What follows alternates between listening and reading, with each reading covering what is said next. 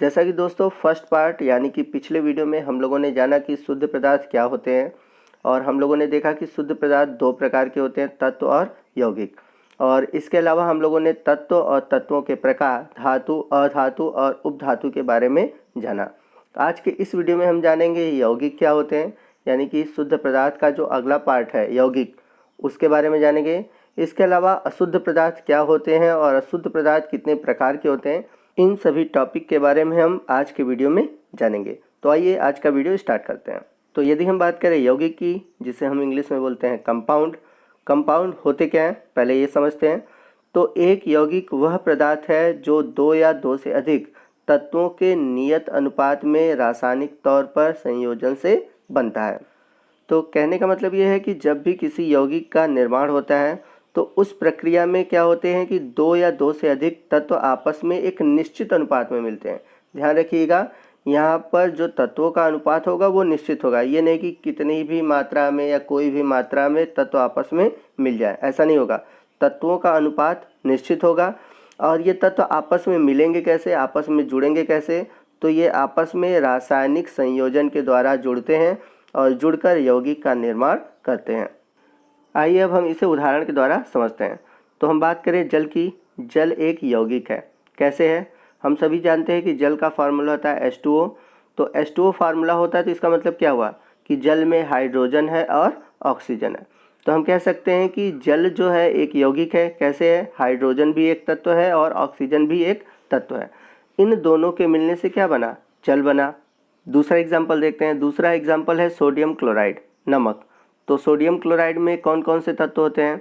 तो NaCl का formula, यानी कि सोडियम क्लोराइड का जो फार्मूला होता है वो होता है NaCl। ठीक है, तो NaCl होता है तो इसका मतलब क्या हुआ कि उसमें सोडियम है और क्लोरीन है।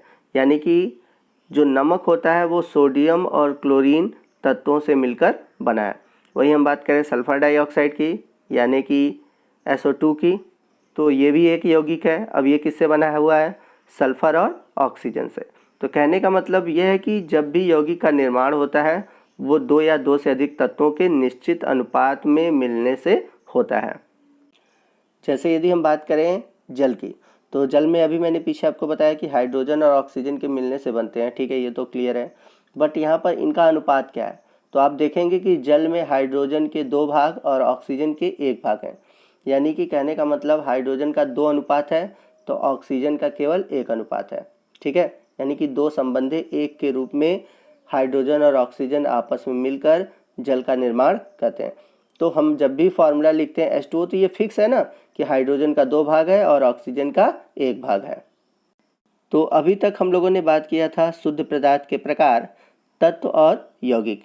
नेक्स्ट हम बात करेंगे अशुद्ध पदार्थ के बारे में। तो जब पदार्थ के कण अलग अलग रासायनिक प्रकृति के हों तो उसे हम अशुद्ध पदार्थ यानी कि मिश्रण भी कहते हैं। जैसा कि पिछले वीडियो में मैंने बताया था कि अशुद्ध पदार्थ को मिश्रण भी हम कह सकते हैं। क्यों कहते हैं? क्योंकि अशुद्ध पदार्थ के जो कण होते हैं वो अलग अलग रासायनिक प्रकृति के होते हैं। जैसे अगर हम एग्जाम्पल लें, समुद्र का पानी, वायु, मिट्टी इत्यादि, ये सभी क्या है? अशुद्ध पदार्थ हैं। कैसे है? जैसे वायु है, वायु में अनेक प्रकार की गैसें हैं, कोई निश्चित अनुपात नहीं है। ठीक है, वही बात करें हम समुद्र के जल की, तो समुद्र के जल में हम सभी जानते हैं कि NaCl पाया जाता है। तो समुद्र के जल में NaCl है, परंतु अगर हम बात करें नॉर्मल पानी की तो उसमें कोई अशुद्धि नहीं होती है। तो समुद्र के जल में कौन सी अशुद्धि हुई? NaCl की अशुद्धि हुई। वही बात करें हम मिट्टी की, तो हम मिट्टी में भी जानते हैं अनेक प्रकार की अशुद्धियाँ होती हैं। तो अशुद्ध पदार्थ वे पदार्थ कहलाते हैं जिनके कण अलग अलग रासायनिक प्रकृति के होते हैं। तो जैसा कि मैंने पीछे आपको बताया था कि जो अशुद्ध पदार्थ हैं उन्हें हम मिश्रण यानी कि मिक्सचर भी कहते हैं। तो मिश्रण की परिभाषा क्या है पहले वो समझते हैं। उसके अलावा हम जानेंगे कि मिश्रण कितने प्रकार के होते हैं। कहने का मतलब है कि मिश्रण यानी कि हम अशुद्ध पदार्थ की परिभाषा तो हम लोगों ने देखा ही पीछे, लेकिन मिश्रण हम किसे कहेंगे पहले ये समझते हैं। हम मिश्रण कितने प्रकार के होते हैं इसके बारे में जानेंगे। तो यदि हम बात करें मिश्रण की, तो जब दो या दो से अधिक शुद्ध पदार्थ किसी भी अनुपात में मिलते हैं तो उसे हम मिश्रण कहते हैं। तो यहाँ पर बात कर रहा है कि दो या दो से अधिक शुद्ध पदार्थ। ठीक है, ये तो क्लियर हो गया।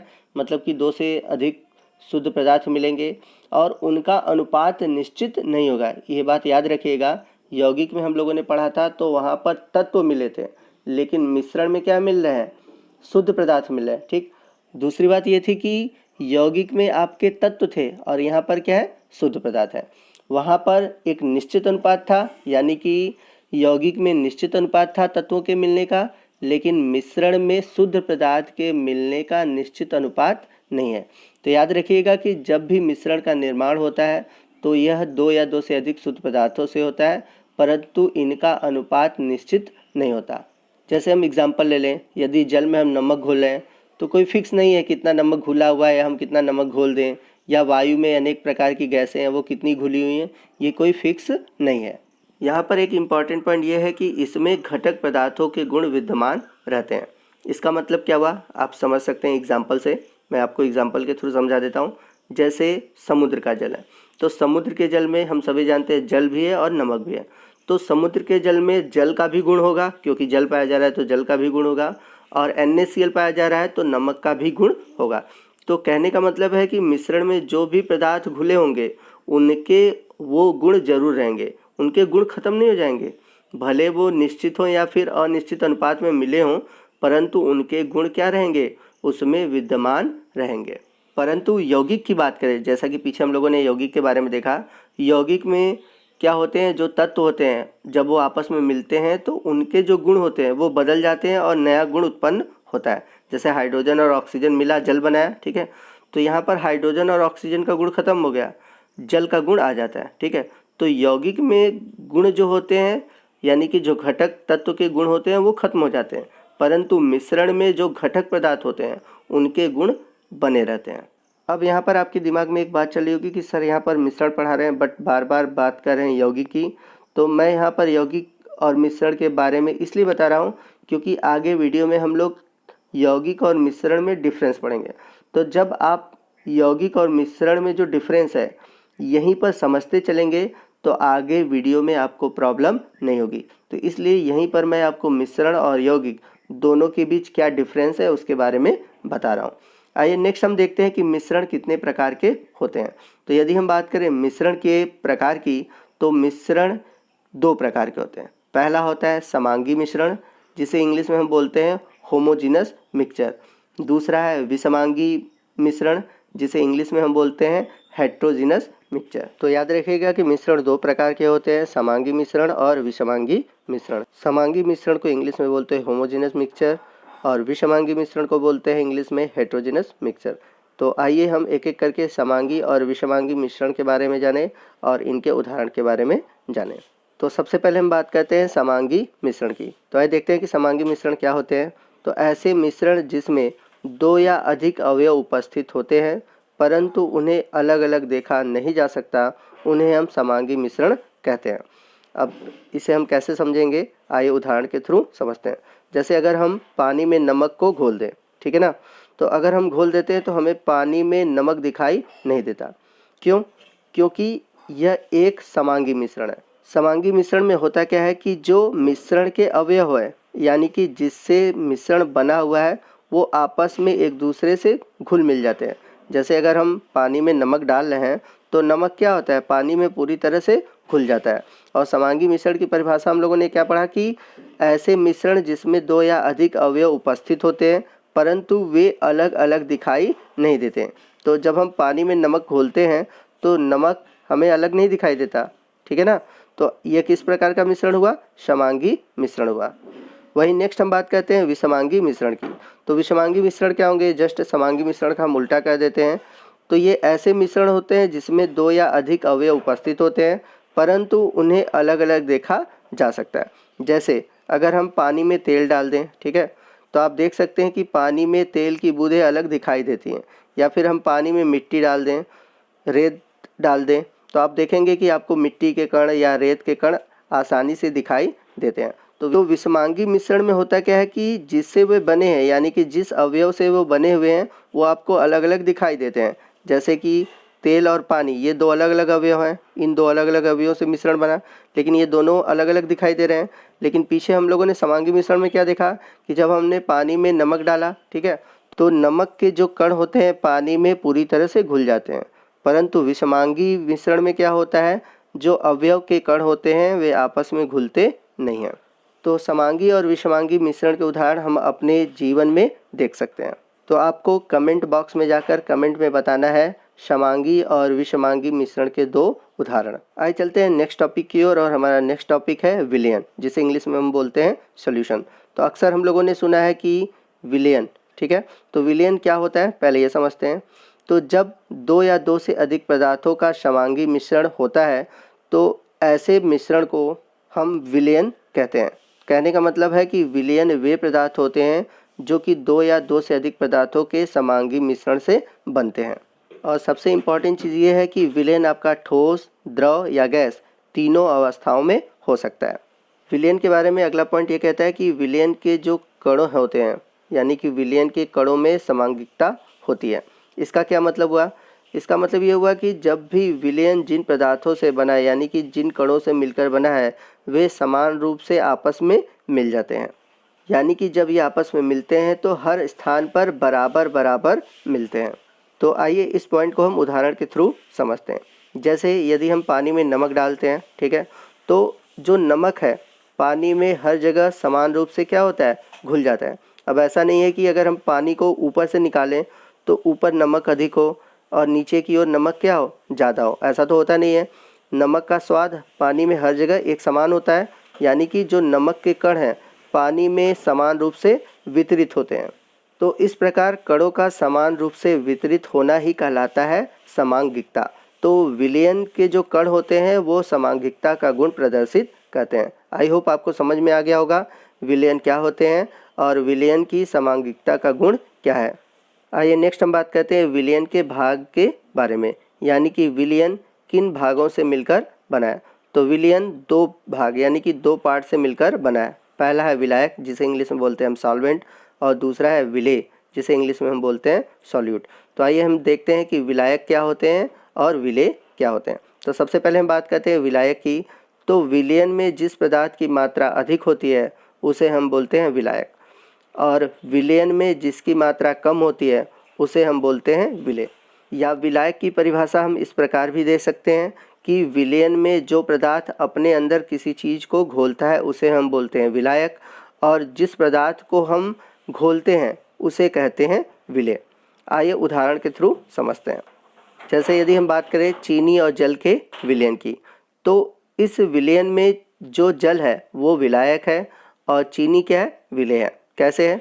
जैसा कि मैंने बताया था कि विलायक क्या होते हैं, जिनकी मात्रा विलयन में अधिक होती है। तो आप देखेंगे कि अगर चीनी और जल का अगर हम विलयन बना रहे हैं तो उसमें जल की मात्रा अधिक है, और विलेय क्या है, जिनकी मात्रा कम है, तो हम चीनी की मात्रा क्या कहते हैं, कम घोलते हैं। या फिर मैंने ये भी बताया था कि जिसके अंदर हम घोलते हैं उसे हम बोलते हैं विलायक। तो हम जल के अंदर चीनी को घोल रहे हैं तो जल क्या हो गया, विलायक हो गया, और जिसको घोलते हैं वो क्या होता है, विलेय। और हम किसको घोल रहे हैं, चीनी को घोल रहे हैं, तो चीनी क्या हो गया, विलेय हो गया। आइए और भी एग्जाम्पल देखते हैं। यदि हम बात करें कोल्ड ड्रिंक्स की, तो कोल्ड ड्रिंक्स में विलायक क्या है, जल है, और विलेय के रूप में क्या होता है, CO2 यानी कि कार्बन डाइऑक्साइड गैस। वहीं अगर हम अगला एग्जाम्पल ले वायु की, तो हम सभी जानते हैं कि वायु में नाइट्रोजन की मात्रा होती है 78%, ऑक्सीजन की मात्रा होती है 21%, CO2 की मात्रा होती है 0.03%। इसके अलावा अन्य गैसें भी होती हैं। तो हम देख सकते हैं कि वायु में सबसे अधिक मात्रा किसकी है, नाइट्रोजन की। तो वायु में विलायक कौन है, नाइट्रोजन है। क्यों है? क्योंकि हम देख सकते हैं कि वायु में नाइट्रोजन की मात्रा कितनी है, 78% है। आइए चलते हैं अपने अगले टॉपिक की ओर, जो कि विलयन से ही जुड़ा हुआ है। तो हमारा अगला टॉपिक है विलयन के गुण, यानी कि प्रॉपर्टीज़ ऑफ सॉल्यूशन। तो पहला पॉइंट ये कहता है कि विलयन एक समांगी मिश्रण है। तो जैसा कि मैंने पीछे आपको बताया था कि विलयन क्या है, एक समांगी मिश्रण है। दूसरा पॉइंट ये कहता है कि इसमें जो कण होते हैं उनका व्यास 1 nm यानी कि 1 नैनोमीटर, या फिर हम कह सकते हैं 10⁻⁹ मीटर होता है। इसलिए यह आँखों से दिखाई नहीं देते, क्योंकि इनमें जो कणों का व्यास होता है बहुत छोटा होता है। आप देख सकते हैं इसका व्यास क्या है, 1 नैनोमीटर है, या फिर हम इसको मीटर में बदले तो 10⁻⁹ मीटर है। इतना छोटे होने की वजह से विलयन के जो कण होते हैं वो हमें आँखों से दिखाई नहीं देते। चलते हैं अगले पॉइंट की ओर। अगला पॉइंट क्या कहता है, अभी हम लोगों ने दूसरे पॉइंट में पढ़ा कि इनके कण छोटे होते हैं, तो इसके कारण विलयन के जो कण होते हैं प्रकाश किरणों को फैलाते नहीं हैं और प्रकाश का मार्ग दिखाई नहीं देता। यदि हम विलयन में क्या करें, प्रकाश को गुजारें, उससे लाइट होकर गुजारे तो जो लाइट है वो ईजिली आसानी से इस पार से उस पार चला जाता है। क्यों चला जाता है? क्योंकि कण इतने छोटे होते हैं कि वो प्रकाश को रोकते ही नहीं हैं। चलते हैं अगले पॉइंट की ओर। अगला पॉइंट कह रहा है कि छानने की विधि द्वारा विलेय के कणों को विलयन से अलग नहीं किया जा सकता। यदि हम विलयन में कोई विलेय घोले हैं, जैसे हम पानी में चीनी घोले हुए हैं, तो हम ये नहीं कि चीनी को छान कर अलग कर लें, ऐसा पॉसिबल नहीं है। मतलब कि छानने की विधि द्वारा विलेय के कणों को विलयन से अलग नहीं किया जा सकता। अगला पॉइंट ये कहता है कि विलयन को शांत छोड़ देने पर भी विलेय के कण नीचे नहीं बैठते, अर्थात विलयन स्थायी है। कहने का मतलब ये है कि यदि आपने पानी में चीनी को घोला है, ठीक है, तो ये नहीं होगा कि अगर हम 1-2 घंटे उस विलयन को छोड़ दें तो चीनी के कण नीचे बैठ जाए, ऐसा पॉसिबल नहीं है। तो इसलिए कहा जाता है कि जो विलयन होते हैं वो स्थायी होते हैं। स्थायी करने का मतलब कि जैसे थे वैसे वो अपना गुण बरकरार रखते हैं। ये नहीं कि कुछ समय बाद चीनी नीचे बैठ जाए और वो अपना गुण खो दें। तो विलयन के जो गुण होते हैं वो स्थायी होते हैं। तो इस पॉइंट का मतलब ये है। आइए चलते हैं अगले टॉपिक की ओर। बहुत अच्छा टॉपिक है और आपको इस टॉपिक के बारे में जानना चाहिए। तो हमारा अगला टॉपिक है विलयन की सांद्रता, जिसे इंग्लिश में बोलेंगे हम कंसंट्रेशन ऑफ ए सॉल्यूशन। तो विलयन की सांद्रता से मतलब ये है कि किसी भी विलयन में पदार्थ की कितनी मात्रा घोली गई है, यही कहलाती है विलयन की सांद्रता। तो अगर हम परिभाषा के रूप में लें तो विलयन की किसी निश्चित मात्रा में घुले हुए विलेय पदार्थों की मात्रा को हम विलयन की सांद्रता कहते हैं। जैसे आपने सुना होगा सांद्र विलयन, तनु विलयन, आपने कभी न कभी जरूर सुना होगा। तो सांद्र विलयन का मतलब क्या है? ऐसा विलयन जिसमें विलेय की मात्रा अधिक हो। यदि हम पानी में चीनी की मात्रा बढ़ा दें तो क्या बनेगा? सीरा बनेगा। तो सीरा क्या हो गया? सांद्र विलयन हो गया। लेकिन अगर हम पानी में विलेय की मात्रा कम रखते हैं, यानी कि पानी में अगर हम चीनी की मात्रा कम कर दें तो यह विलयन क्या हो जाएगा? तनु हो जाएगा। तो तनु विलयन वे विलयन होते हैं जिसमें विलेय की मात्रा क्या होती है? कम होती है। तो जैसे अगर हम एग्जाम्पल के रूप में लें शरबत, तो शरबत कैसा विलयन हो गया? तनु विलयन, ठीक है ना। क्यों? क्योंकि इसमें चीनी की मात्रा हम क्या कहते हैं? कम कहते हैं। लेकिन आपने सीरा देखा होगा, चीनी से ही सीरा बनता है पानी में डालकर, लेकिन वहाँ पर हम चीनी की मात्रा क्या कहते हैं? अधिक रखते हैं। तो आप जब आगे की क्लासों में यानी कि क्लास 11th में अब जाएंगे तो सांद्रता से जुड़ा हुआ मोलरता, मोललता, मोल फ्रैक्शन, ppm इत्यादि इन सभी टॉपिक को पढ़ेंगे। तो आने वाले क्लास में हमें इन पॉइंट के बारे में डिस्कस करना है। तो आपके क्लास में ये सब टॉपिक नहीं है। तो दोस्तों आज के वीडियो में बस इतना ही। आज के इस वीडियो में हम लोगों ने अशुद्ध पदार्थ और शुद्ध पदार्थ से जुड़ा हुआ यौगिक के बारे में जाना। तो आगे और भी कुछ टॉपिक हैं जो बचे हुए हैं, जिसको हम अगले पार्ट यानी कि पार्ट 3 में डिस्कस करेंगे। तो आपको आज का वीडियो कैसा लगा आप ज़रूर कमेंट करके बताइएगा। कोई भी डाउट हो आप हमसे कमेंट करके पूछ सकते हैं। तो मिलते हैं अगले वीडियो में, तब तक के लिए जय हिंद, जय भारत।